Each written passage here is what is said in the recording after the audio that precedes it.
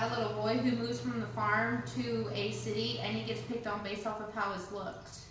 So the moral of the story is basically don't judge a book by its cover. You should always get to know the person before you just judge them. So here we go. We're going to read the book today. The Big Move.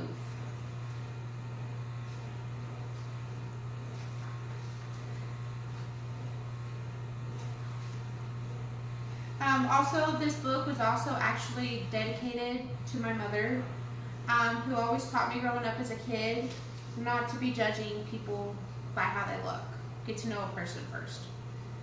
Inside this book, you can also look and try to locate these two chickens as a little fun, activity for kids, especially those kids who's just barely somewhat of a beginner on reading.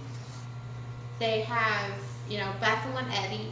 They, are fun little chickens to do, Of course, that's the first page is a picture of the little boy on his farm.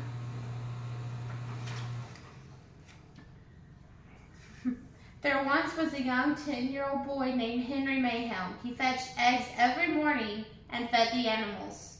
He lived on a farm with his mom, his cat, Griffey, and his two chickens, Betty and Ethel. Betty is the chicken with the spots, and Ethel is the chicken without the spots. Can you locate these chickens in here?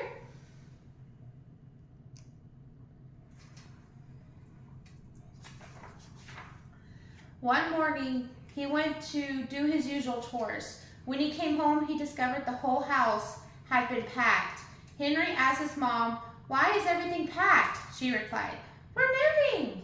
He started to cry and went to pack his things in his room.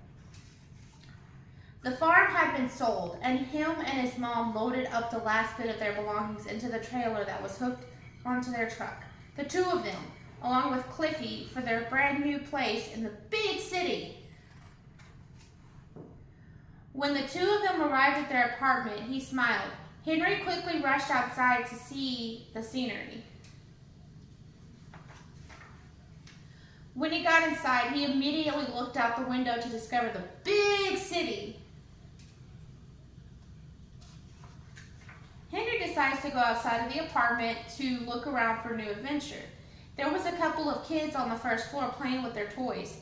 He asked, "Can I play too? I would love to make some new friends." The kids replied, "No, you buck-teeth freak." He put his head down and walked away in tears. Henry went back inside upstairs to his apartment. He entered the apartment to discover his mom sitting on the couch reading a newspaper. Typical mom. His mom came to him. "What's wrong, baby?"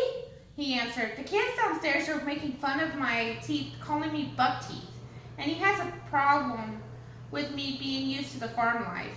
She replied, "They're just jealous that you're unique. The teeth are who you are. Tomorrow at school you will make new friends. Now off to bed."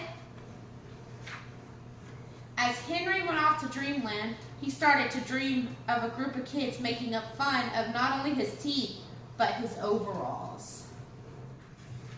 Henry woke up the following morning, but he was so scared to go to school that he kept asking his mom to skip school. She kept telling him no. They left the apartment to get him to school. His mom pulled up to the school. She kissed him goodbye. He got out of the car and told her bye. Then he walked up to the school. As soon as he walked in, the same kids from the apartment were there. He immediately pointed his head down in shame and continued to walk in the hall to his lockers. As he walked down the hallway to his locker, he could hear nothing but taunting about his teeth yet again. This time, they also were picking on him about the clothes he chose to wear to school this day.